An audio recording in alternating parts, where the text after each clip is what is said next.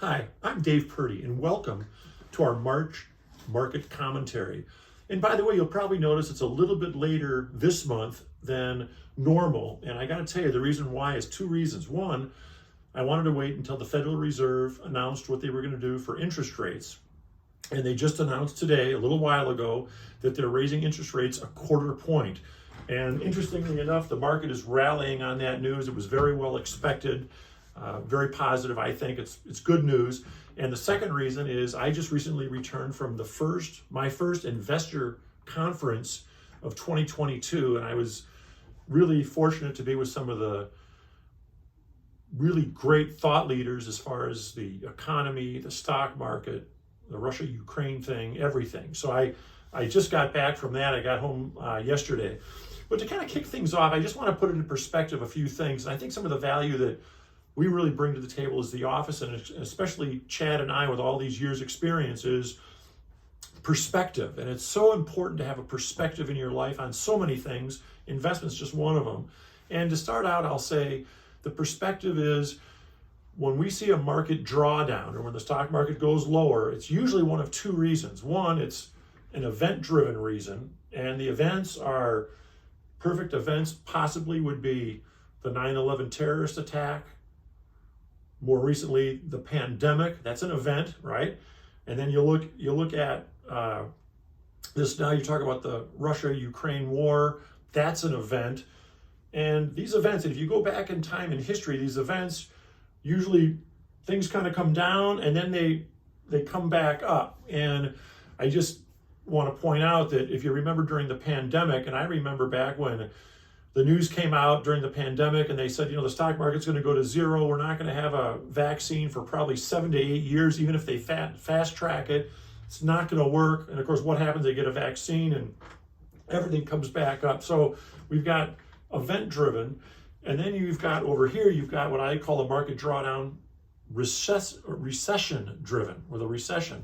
And I got out of college right when there was a recession. And I wound up actually, after I had a 4-year college degree, I wound up digging my neighbor's shrubs out, living with a friend in Chicago because there was no jobs around. And I'm very familiar with a recession.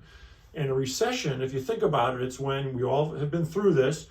It's when companies lay people off because they're not selling things. And then those people who get laid off, they're not buying things. And so the companies start laying more people off. And then all of a sudden you can't pay your mortgage. And then everything starts going lower and lower and lower, and it's just a real pickle. It's really terrible, and these companies start losing money. And right now, from just being at this meeting, they talk about how we've got more jobs open in America than any time in history. Jobs are open everywhere. Now remember, in a recession, there wouldn't be a job in sight, but there's more jobs open. Number two, there's a lot of cash on the sidelines. Probably, some estimates are $10 trillion. Number three, if you just came and said, don't tell me anything, but if you look at all these companies in America, are they earning money or losing money? Remember back in 2008 in that recession, General Motors almost went out of business. The federal government had to bail them out. It was terrible. Well, General Motors' recent earnings for last year were $10 billion. So these companies are making money.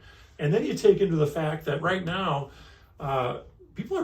the housing market is extremely strong. We've had several occasions where, just got off the phone this morning with a fella, but he was telling me about how he wanted to sell his house, got prices from different realtors, and the high realtor was up here, and a friend heard that through a friend of a friend that he was selling, and he wound up getting this much for his house. And so to have the stock market collapse when the housing market is so strong, it's really tough. So because of those reasons, I don't think we're going into a recession. And I was thinking too, in my music room downstairs where I play all my guitars, I keep blowing fuses. So I called the fella who completely did all of the wiring when we remodeled the house, the whole house. It was a huge job. And I called him to come over and fix the breaker. And he was kind of heeing and hawing. And I said, hey, if you can't make it for 2 or 3 weeks, that's fine.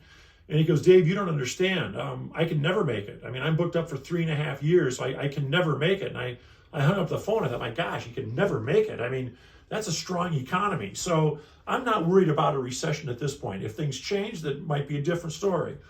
Then going on, I just wanted to say patience is such a big thing, and time is such a big thing. And you've probably heard about the survey that Fidelity did. They went to Fidelity, which manages trillions of dollars, and they said, who makes the most money out of all their customers? And of course, the answer was the clients that are dead, because they're dead. They just leave the money in. And then the second group that made the most money were the people that opened accounts and then they couldn't remember that they had them. I mean, think of that. So during these times, if you have any questions about the economy, the markets, and by the way, there's a lot of headwinds. I mean, I know that I don't have any rose-colored glasses on. I mean, between the war and gas prices, and I went to the store the other day to buy an apple. I mean, you can't believe it.